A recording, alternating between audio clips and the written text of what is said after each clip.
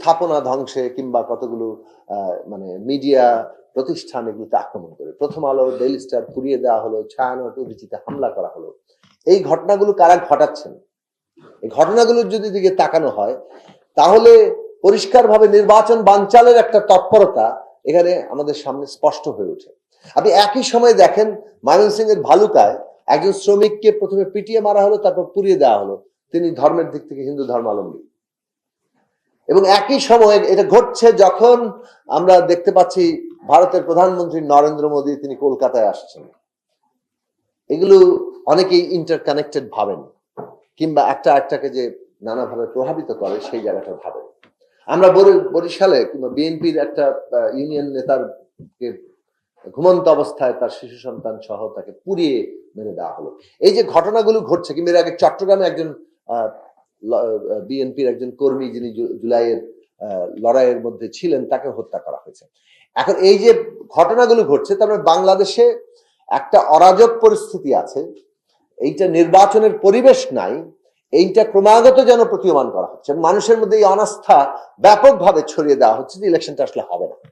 আজকে আমি যতজনের সাথে কথা বলেছি, প্র্যাকটিক্যালি একটা প্রশ্নের উত্তর সবাইকে দিতে হয়েছে, ইলেকশনটা কি ভাই হচ্ছে? এই পরিস্থিতিটা তৈরি করা হচ্ছে। তার মানে যারা নির্বাচন বানচাল করতে চায় তাদের স্বার্থ কিন্তু এই ঘটনাগুলোর মধ্যে দিয়ে সামনে আসছে। একদিকে যেমন হত্যা করে, অন্যদিকে তার প্রতিক্রিয়ায় নানান ঘটনা দেখি, অথবা বিচ্ছিন্নভাবে বিভিন্ন রকম ঘটনা, যেমন আমরা ময়মনসিংহের ভালুকায় দেখলাম। এই নৃশংসতা কিভাবে আপনি দেখবেন যে একজন শ্রমিকের কে তার মানে তাকে জোর করে পদোন্নতি হয়েছে, তাই সেটা যেটা জানা গেল, তারপর তার চাকরি থেকে জোর করে তাকে বাতিল করার, বাদ দেওয়ার চেষ্টা করা হচ্ছে। তারপরে যখন সেটা পারা যায়নি, তখন সে ধর্ম অবলম্বনা করেছে বলে সেই অভিযোগ তুলে একটা তাকে পিটিয়ে মেরে একটা ব্যবস্থা করে ফেলা হলো। এখানে সরকারের ভূমিকাটা সবচেয়ে গুরুত্বপূর্ণ জায়গা। সরকারের ভূমিকাটা এখানে আমরা দেখতে পাচ্ছি জানমালের নিরাপত্তা দেওয়ার জায়গায় নাই। তাদের ভূমিকা রহস্যজনক ভাবে অনেকগুলো জায়গাতে বেশ নীরব।